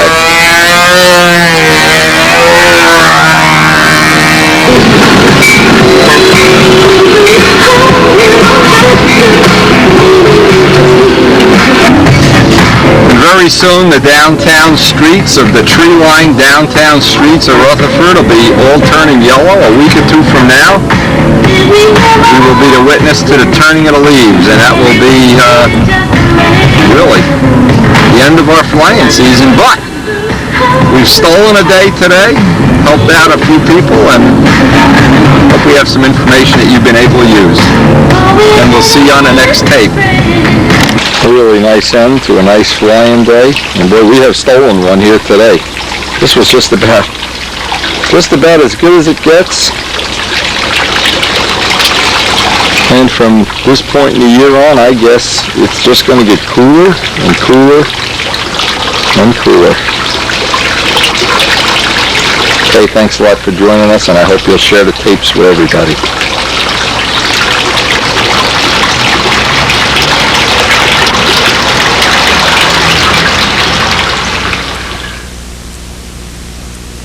Now, one of the things we did, we laid up and I know we're at the end of this tape, we're not going to get much done, but right inside of the B-25, we're going to have our table set up so that we can work on some carbon fiber wing experiments, continue along. Dave has already got his wings sanded out. Very excited about the possibility that that'll be done very soon. Anyway, we got something even more interesting here. I want to show this on video. I just came home, had this magazine here, belongs to Mike Costello, and it has the electric breakthrough article. Now, I thought Walt Brownell's probably already ahead of me on this, or Mike Palco, maybe we'll share it with them. But this is a magazine. It's got a lot of electric stuff in it, but I really want to see this article here about the breakthrough, because I think that's the thing that's going to change. And we were so excited, we made a time to go see Sergio next week that we'll probably meet him down by his club if it's a flyable day, where they fly the electrics. What we typically see at Sergio's field is the little park flyers. We've seen a lot of these little biplanes and things like that, but obviously what we want to do is find the right powertrain and power package, and Walt Brownell has sent some information that I'll pass on to Sergio.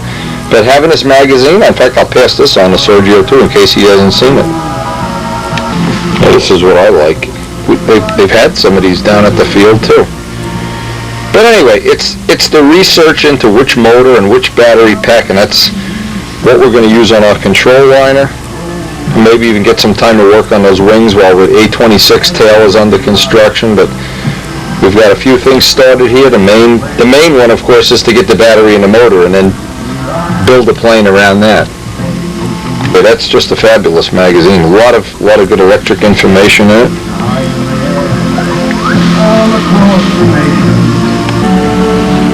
And we'll just let the tape run out, checking out one of our B-25 flights at the Nats. Just never get tired of watching this, and we're looking forward to next year flying it at the Nats. I hope this is just going to be the best of times. Having all the people from all around the world there, it'll just be a blast.